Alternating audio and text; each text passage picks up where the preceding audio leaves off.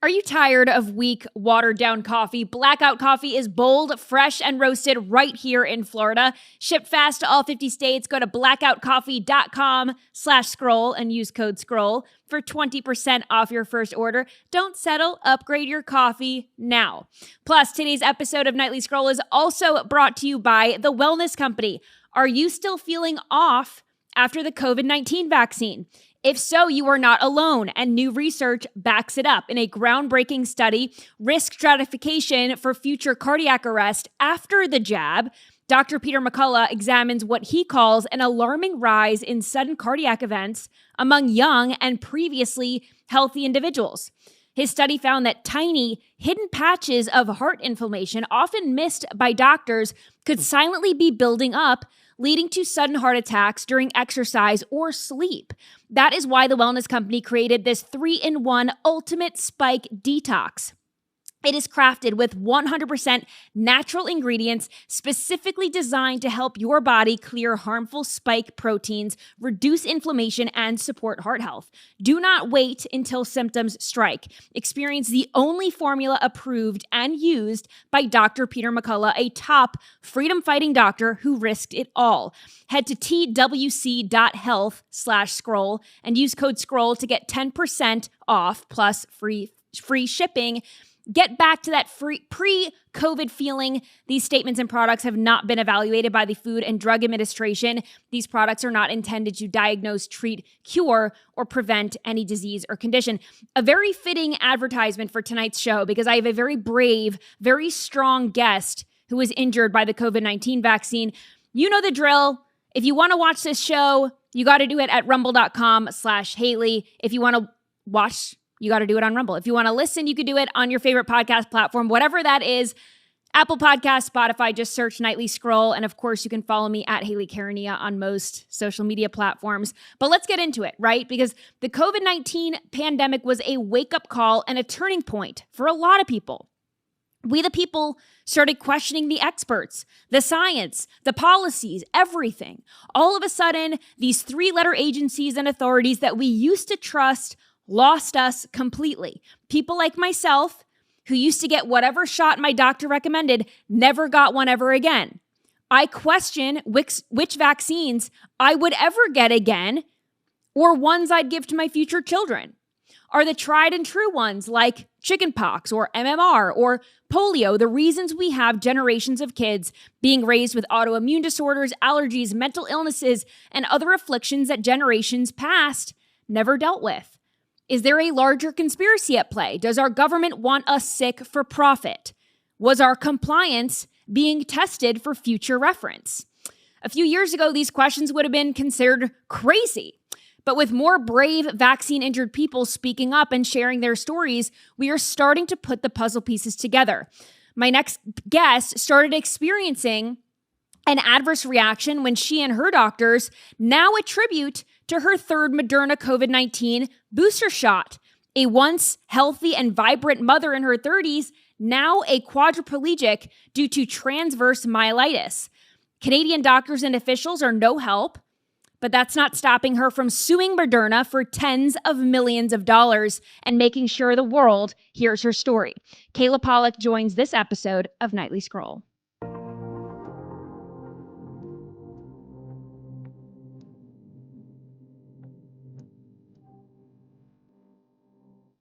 Kayla, welcome to Nightly Scroll. I want to first thank you for joining and telling the story because I'm sure it's very emotional. It brings up a lot of memories. So I want to ask you, why did you get the COVID-19 vaccine? Was it something you felt forced into, or did you just get it because this is what everyone was doing? This is what your doctor said. At the time, my adoptive father was actually in long-term care. And he was passing away at the time. He had early onset dementia, and in order to go into the home, you had to be vaccinated. So at that time, it was sort of like a choice between do you not say goodbye to your father, or do you not get vaccinated? And also, I was working at a children's school in kindergarten classes where it was, there, and also like the news, like the fear mongering was just crazy. When I look into it, I feel, looking back, there was a lot of like coercion. I really feel that a lot of the reason that I also did it was that, I mean, I used to believe the WHO, the World Health Organization, was like the standard. If there's like a pandemic, it's real. If they're saying, I was kind of thinking like that we were going into, like 1918 or something, or, where this was that deadly. And looking back, yeah, I feel very stupid. I have a lot of regrets, obviously, but yeah, that's the short end of why I got it. I think a lot of it, the media did not help that at all. No, and neither did the mandates. Right. So, And I know that a lot of people probably feel the same way. Like, I fell for this. I mean, I was asked to wear masks on the subway. I was living in New York City at the time, and I did it. I mean, a police officer came up to me and said, wear a mask, even though I knew that people were still getting COVID and it didn't make a difference. But when authorities are telling you what to do and there is this fear, this is what people do. I mean, it's just human nature, right? You think that you're doing the right thing. So I hope you don't feel stupid, even though I know a lot of us look back and think, I mean, how did we do this? Or how did we believe this? But you're in Canada, you're in Ontario. And I remember stories of truckers who were protesting the vaccine. You heard stories about their bank accounts being frozen. I mean, were you afraid of what the Canadian government was threatening? I'm actually very good friends with Tamara Leach and Chris Barber as well. So Tamara and Chris actually were just in court last week, and they're looking at, Tamara is looking at 7 years in jail for mischief. In Canada, we don't give that many years to like murderers or rapists. So that seems quite excessive. And Chris is looking at having his truck, which is, hundreds of thousands of dollars truck, that his family like grew up inside of this truck. He had his dogs put to sleep in this truck. He's a trucker. They want to cease and destroy the truck, plus put him in jail for 8 years.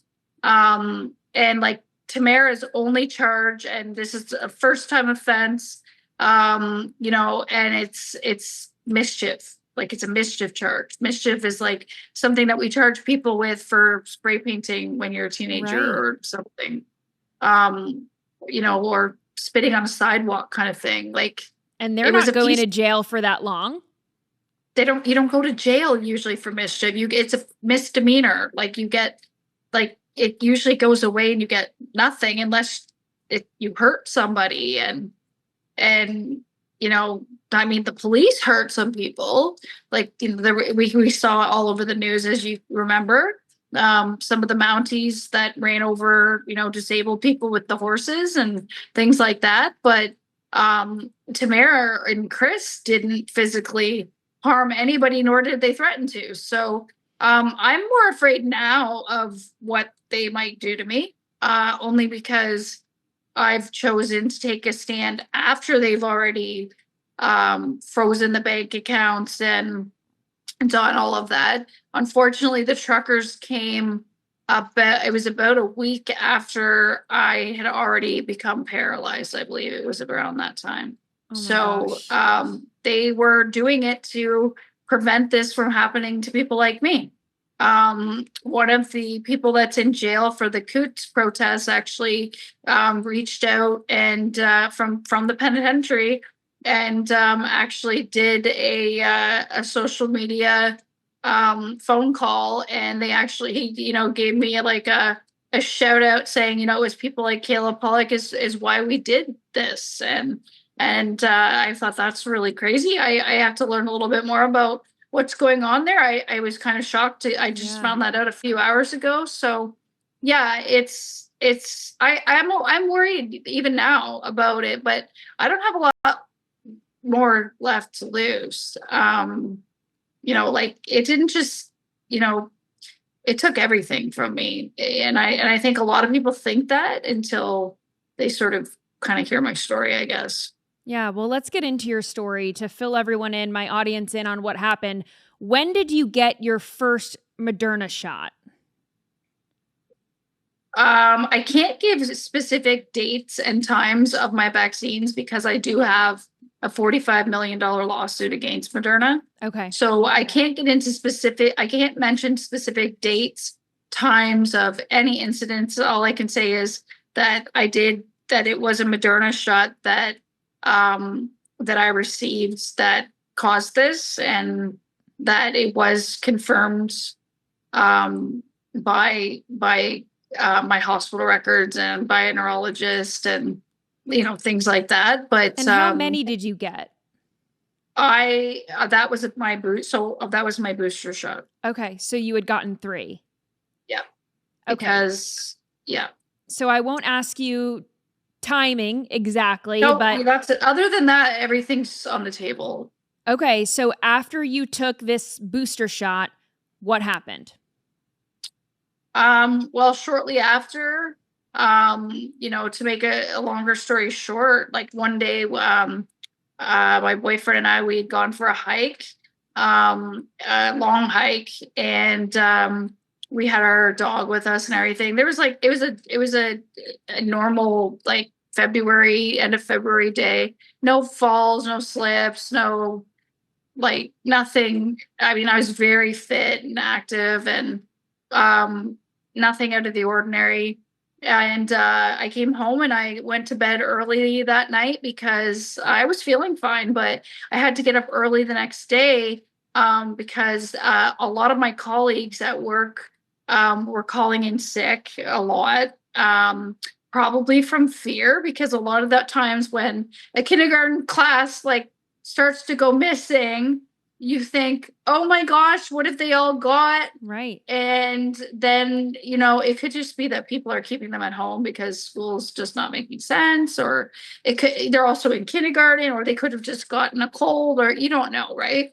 And of course, if you had any symptoms, you couldn't come to school. So people, it was lunatic. It was awful. But I had gone for a hike, and I got up early for that phone call to get my earlier like a longer shift that day. And I went to get up, and I couldn't move anything from the neck down. So I could feel everything, and I immediately knew because I'd had a C-section. So I know when you're a woman and you have a C-section, that is a way that they paralyze your body so that you're not feeling the pain.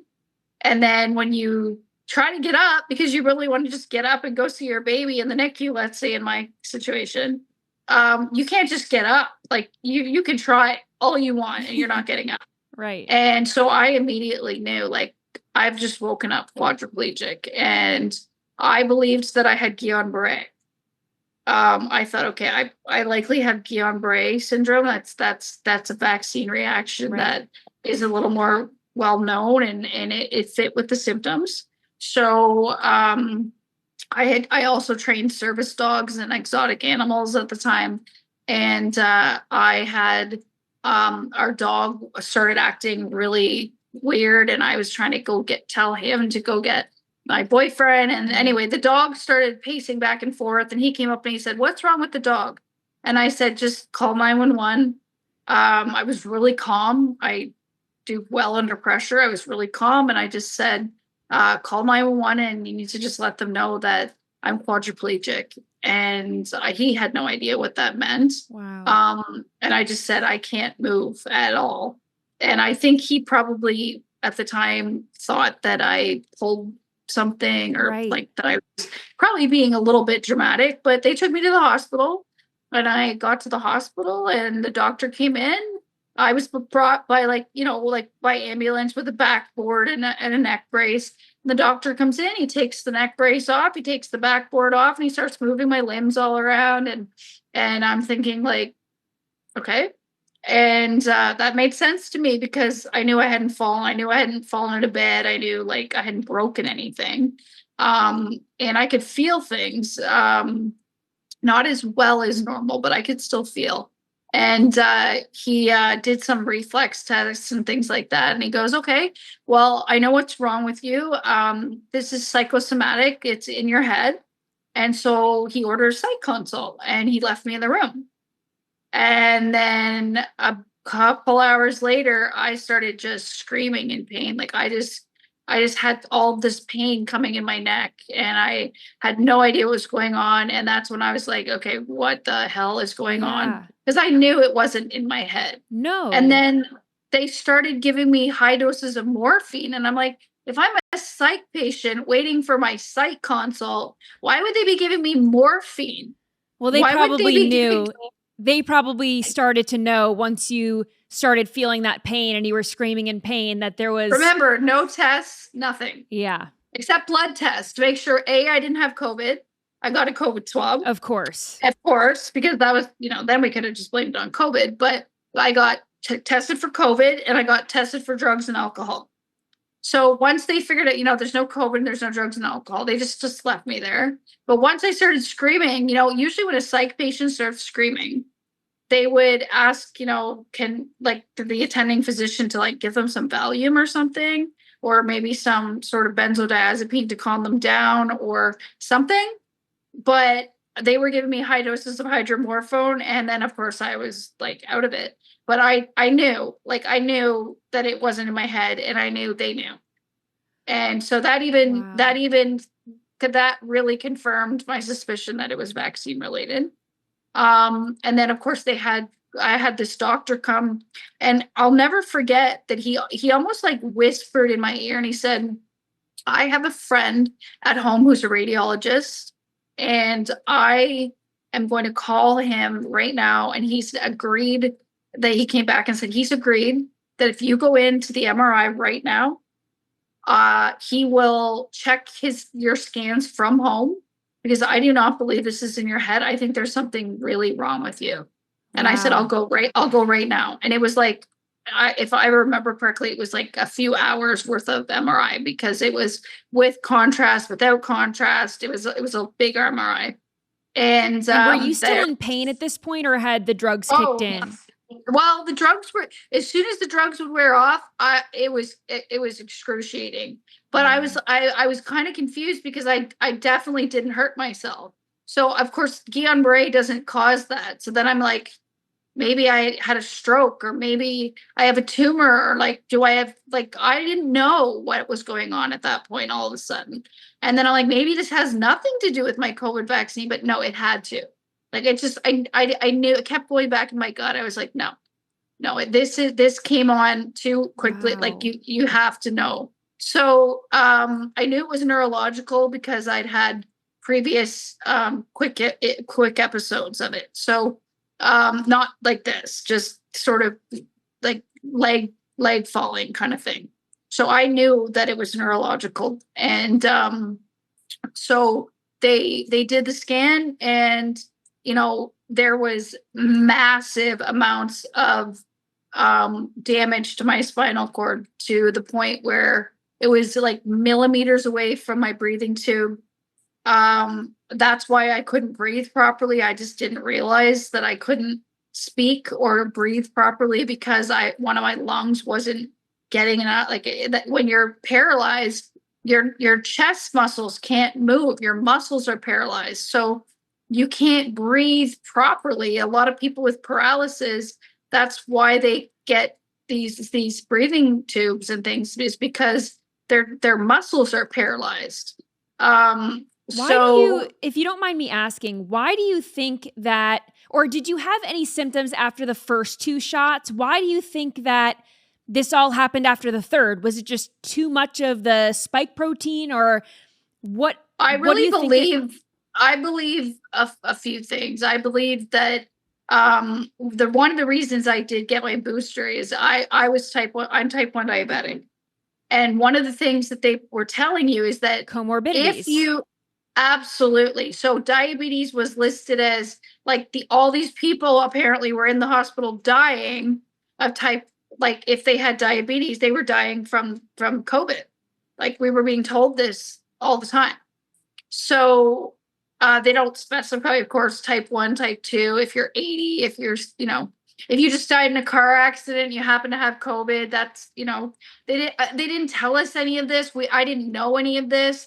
It was censored on social media. So people say, well, why didn't you research it? It was all there. Well, no, by the time I got this vaccine, it wasn't there anymore. Right. So maybe you could have looked into this while they were getting the vaccines ready.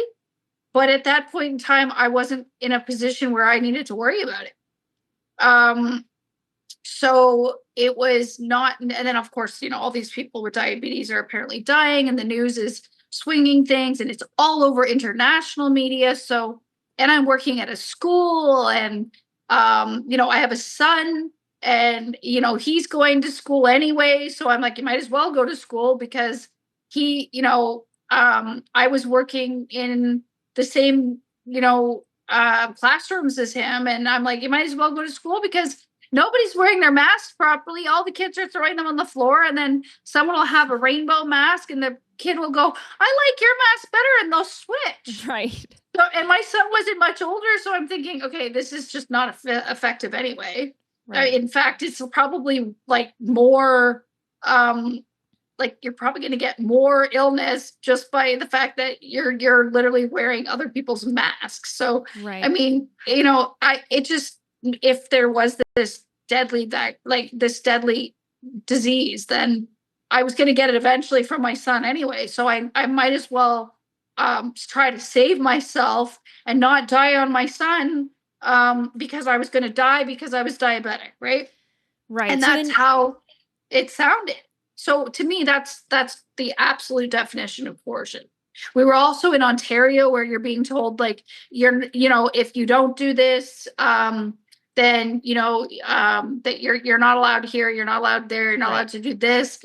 If you had like a public event of any type, Doug Ford told people that the cops could arrest you. There were people arrested for going to family Christmases and things like that. And I was not one of those people that was someone who said to you, you're not wearing a mask, you're not coming near me. I had a lot of religious friends, and they believe like when God wants, it's your time, it's your time. Sure. So they didn't believe in wearing masks. So I was living in quite a religious community, and like a really tight community, and a lot of them were religious and they didn't believe that. So I wasn't not friends, and I'm still friends with them. So Right. it never divided me socially as far as that. Like I believe in freedom of choice. And so I think that that's where the coercion, looking back, is something that makes me very angry. So that's yeah. I don't blame you. I would be very angry. I'm healthy and I'm angry on behalf of you and all these other people who are vaccine injured and people who are, COVID angers me so much because of all the lunacy that went on. But you have been diagnosed with transverse myelitis. Is that correct? So what is that, and what are the symptoms? How does that play into all of this? So essentially what happens is you get something like either it could be, and now remember, I had to have all these things ruled out to make sure that it was the vaccine in order to file a lawsuit, for instance. So you get something like, it could be an infection. It could be like all sorts of little things that can cause vaccines are one thing that can cause it. Sometimes they don't know exactly what causes it. It can be something like mono. Okay. Is common for causing it's in young adults. But normally what happens is you'll notice things, which hindsight, of course, is 2020. Things like you'll have a lot of pain leading up to it. I had no pain, but things like urinary retention. So like feeling like you have to pee, but you can't. So I just thought that I had a bladder infection. That's a common symptom of bladder infection. And women get them and men get them, and we're humans and we get them. So, I thought that might be what it was, and Right. it didn't think much of it. And then I had fallen twice where I'd kind of like, lost my legs, I call it, and then I realized the second time, like, no, this is neurological. It's really serious. In Canada, it's like years to see a neurologist. So by the time I realized I had a neurological issue going on, I was told like it's going to be a couple years before you see someone anyway. So I'd already realized something was going on. But people say, why didn't you go to the hospital? And I look at what happened when I went to the hospital, and I think, what would have happened if I came in with nothing? Like I came in completely quadriplegic and they did nothing. So transverse myelitis essentially means that your body is like in my case, it gets the vaccine, and my body was now people who have autoimmune disorders are more likely to react to a vaccine, because what happens is the vaccine is mistaken as it's not even mistaken really, but your body is, instead of attacking the vaccine per se, or doing what the vaccine's supposed to supposedly do, it sees it as a foreign invader, and it starts to attack your own immune system, just like any autoimmune disease. So what happened is it started attacking my spinal cord, and it caused severe swelling and inflammation to the point where it tore off all the myelin sheath, which is the part that helps the messages travel to and from your brain to your spinal cord. So your brain says, I'm going to move my leg, but there's all this swelling in there, so the messages can't get through. Wow. So you'll have partial messages going through. So at times, like, my legs will shake uncontrollably, and people will be like, see, she's faking. And I'm thinking, well, no, those are called spasms. Or your legs will be extremely stiff. Like my legs, somebody will try to lift them, and they're not able to. Like, you would physically not be able to lift my legs, and I'm not that big of a person, because they're so tight. It's like having a snake, and I know this from working with exotic animals. It's like having a boa constrictor wrapping around you. And it's actually something known as banding that a lot of people with transverse myelitis get, where it's in their midsection as well, where it's like having a boa constrictor wrap around you so tight. Other things, you lose your control, like you cannot pee, like you physically just cannot pee. Wow. And then you also lose, you cannot go to the washroom, like you cannot, your bowel does not work. It just doesn't work. Wow. So you lose that, like you lose more than just your legs. And then because you can't roll over in bed, or you can't do those things, especially being type 1 diabetic, you get bed sores, which are sores from laying on one spot too long. Right. And unfortunately, I can feel everything. So I don't know about you, but most people, when they go to sleep, I'm sure everybody can relate to the fact that, you go to bed and you're laying in your bed and you're like, I'm not really comfortable. And you move, and then you move again, and you move again, and you move again. And you're like, I'm just not comfortable, and you can't sleep. So you keep rolling over, or you wake up in the middle of the night unconsciously, sort of, or subconsciously was what you would call it. And you're rolling over. Well, that's your body's way of saying, like, you've been on this side too long, and your body's starting to sort of feel a little bit of discomfort before the pain. Right. And you so can't do that. So you're just sitting through the pain. And also, when I wake up, it's excruciating. Like, it literally feels like I got hit by a vehicle. I used to play Premier League soccer, which is high, like before Team Canada. I was a goalie, and I mean, I've had some massive injuries, and it's like having broken bones, and being like run over by, like, having a vehicle on top of you, basically. How often do you feel like this? Every night, because I can't move. So as soon as I wake up, several times a night, it's just a panic. Like, you wake up. I've actually had many dreams or nightmares that I'm actually in a car accident, and I can't move, and that there's a vehicle on top of me because that's what it feels like. And then I'm stuck and my legs are all mangled and I'm stuck, or I'm under a horse and I'm stuck.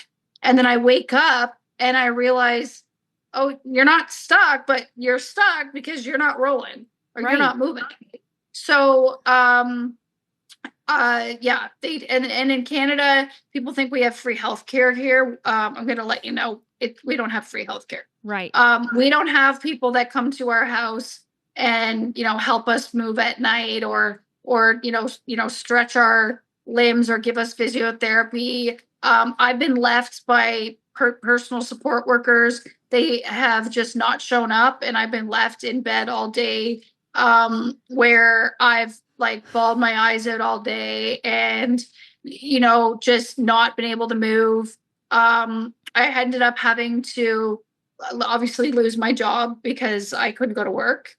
I never even had a discussion with my job about quitting or anything because I was in the hospital for 6 months.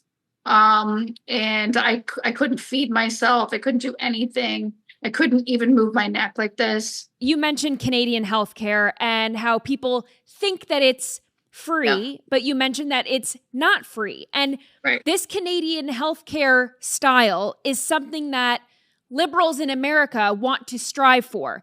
The Democrat Party wants to strive for this. And it sounds good because people don't want to pay for it, but they don't understand the trade-off. The government decides when you get care, what care you get, when you get it, and how good the care is. And so what would you say to these people, knowing what you know now and how the system has failed you, about what free healthcare is really like? Well, what free healthcare does is it encourages many, many people from all over the world to want to come into your country. And I would too, if I found a place where I could get free healthcare that was as great as it sounds. They come into the country and then they are also disappointed. So you're not only failing your own country and failing your own citizens, but you're also of no fault of their own, of no fault of the people actually immigrating here. You're failing them too, because you've enticed them and told them that you offer these things. You've allowed mass immigration in the case of Canada so that people will vote for them. In our case with the Liberals, that's part of, I believe, their strategy there. And they've allowed that. And I have lots of immigrant friends who have come to Canada and they're like, I was better off just staying in my own country. I did all this moving. I moved my whole family, my whole life, my job in my home country. One of my really good friends was a midwife. She comes here now. She's personal support worker. She makes a fraction of the money, and there's no free health care. We literally sit in emergency rooms and die. Yep. I have a friend of mine. She's Canadian and she's dual citizen. So her dad was he grew up in New York. Her mom was Canadian. She's from Montreal. And her dad had cancer. So they thought, well, thank God that he's a dual citizen. We're going to get care in the United States of America. We're not going to go in Canada because he'll die waiting for care. And what my friend explained to me, and I was shocked. This was like the first time that I'd ever really seen a firsthand story about what the healthcare system in Canada is like. She explained to me that she used to babysit for doctors' children. And when she would go over these doctors' houses, these children had like 8 iPads, 4 phones. They had all these gadgets, expensive things. And my friend asked the kids, how do you have 4 iPads, or how do you have 2 what do you need all this stuff for? And the kids explained to my friend, well, my dad's a doctor and they can only make a certain amount of money. So people bribe my dad with fancy things so that they can get healthcare faster or better or whatever it is. And that was shocking to me. Yeah. And a lot of our doctors are leaving because you're so highly taxed. Like my neurologist, for example, that said in the audio recording on my website, that said, my gut impression here is that it's not going to be cancer or a tumor, that this is caused by the vaccine. When I have an audio recording of that because I started recording everything because we're in Good for you. Canada. And that's what he's referring to when he says my gut impression is. It's in my files that it was the vaccine, but at the time he hadn't ruled out that it was a tumor yet. But they ended up being able to do that easily. But they ruled everything else out. And he's like, and then I asked, have you seen that before? And he's like, I've seen many, many cases like it. He went to Dubai. He went back to Dubai because he didn't believe in all this stuff. And you can't make, like, they tax them so badly that doctors want to leave.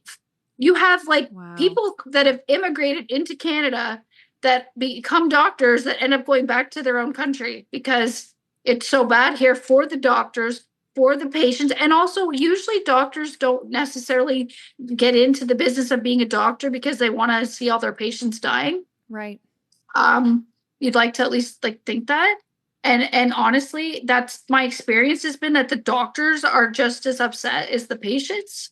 Now a lot of them just don't care anymore because they've just seen it and you just become immune to it, I think. Yeah. But there are the ones that just want to cry with you. Yeah. And in my case, I went back to the hospital after I wasn't receiving care and said, I don't know what to do. Nobody's coming to my house. I don't know what to do. I'm being left in my bed. And they said, well, in Canada, we offer something called medical assistance in dying. And 3 times, instead of offering me healthcare, they offered to medically euthanize me. 3 times. And of course, I have proof of that as well. You're a mom. You're a mom. You have a son to take care of. And the government that forced you to take this shot is saying, sorry, the only thing we can do is kill you? 3 times. I kept the paperwork. I kept all the emails. And the worst part of it is I had come into the hospital saying I just felt like dying because things were so bad. So that's the one thing that you're not allowed to offer, medical assistance in dying to somebody who technically could be at that point in time. You could say that I was almost suicidal. You could argue that. So I wasn't in there saying I'm going to do something, but you could argue that is not a case. And you're not supposed to be offered medical assistance in dying. You're supposed to ask for it.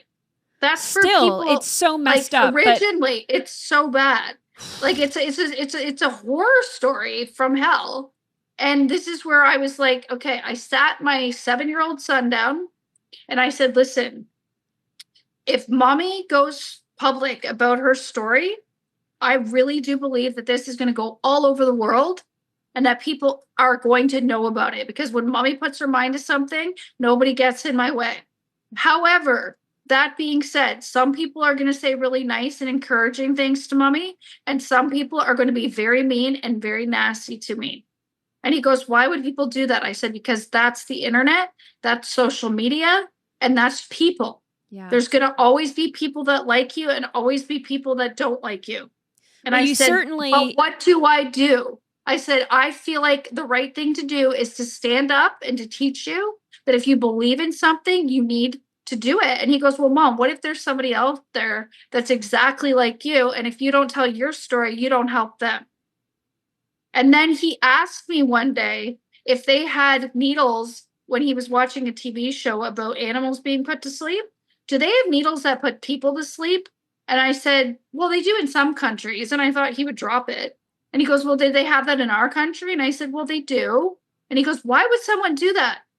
And I said, well, imagine there's a mom and, she's got cancer and she's dying and she's in a lot of pain. And, I made this really compelling case for an instance where I thought maybe medical assistance in dying would be appropriate. And he says, Mom, don't you think it's God's decision when you die? Yeah. And then I was like, okay, you know what? He has no idea what's going on at this point in time. And he's now basically saying, go tell your story and don't forget the maid part. That's all I could hear. Well, I'm so proud that you are telling your story because like your son said, there are going to be other people like you. You are not an anomaly. And I'm sure you do feel alone at times because I'm sure this is, it's heart-wrenching But there are, unfortunately, people who have gone through this. So have you connected with other people who are vaccine injured? Have you talked to them? Have they joined your lawsuit against Moderna? I mean, are you this? No, I don't have a class action lawsuit. Okay. My lawsuit is the first in North America. Now, in the States, you cannot sue the vaccine company. Right. Our wonderful Canadian country, in case you're wondering how I got around that. They made a deal with the government without telling the citizens of Canada. So the deal is that I sue Moderna, I win, let's say $45 million. Moderna pays me, and then the government pays Moderna back, and our tax dollars pay the government. So essentially, Moderna's name might get tarnished in the meantime, but our lovely tax dollars, everyone else's tax dollars that didn't want this to happen to me, are going to pay for Moderna's mistake and the government's mistake. But they didn't tell you that at the time. They just said the vaccine companies had immunity. So in Canada, there's a loophole, and people say, well, that's not true. That's not true. I've had a lawsuit against them for over a year. Right. The first thing that you do in a lawsuit is you try to get it dropped, when you're the defendant. The first thing they would have said is, we have immunity. You're not able to file a lawsuit against us. Goodbye. And it would have been thrown out of court. So now, where does this all stand now?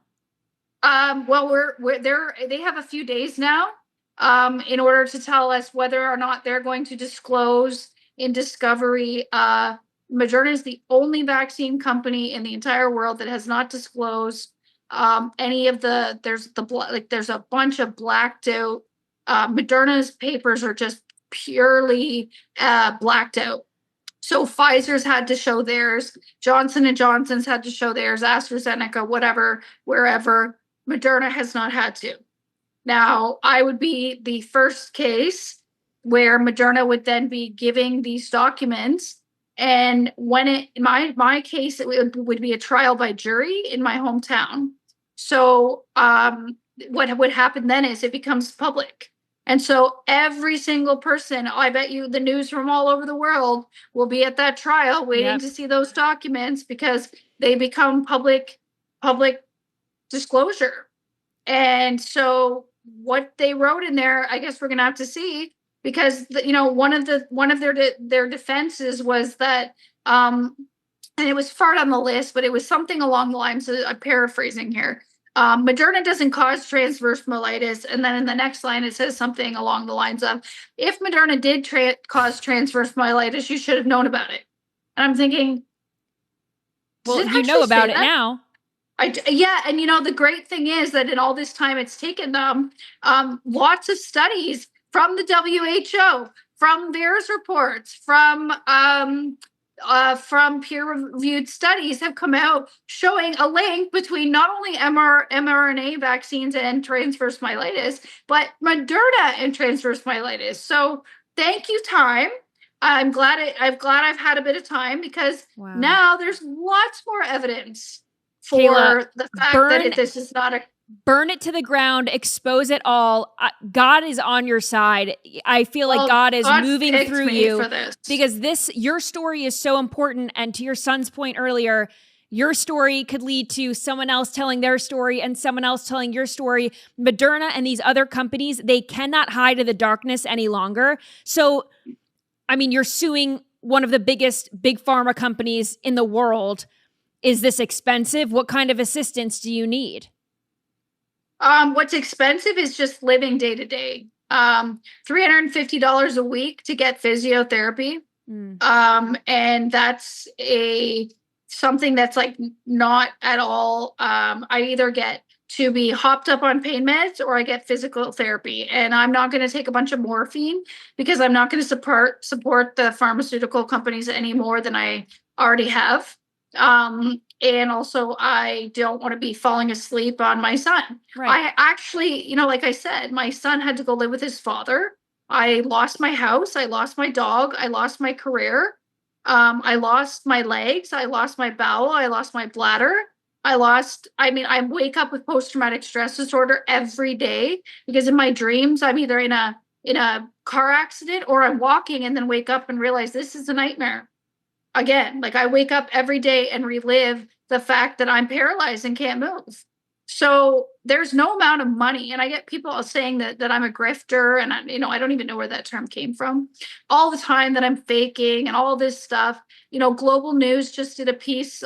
We had something called a vaccine injury compensation program in Canada, and we have a big mainstream media company called Global News, and mainstream media doesn't touch stories like mine.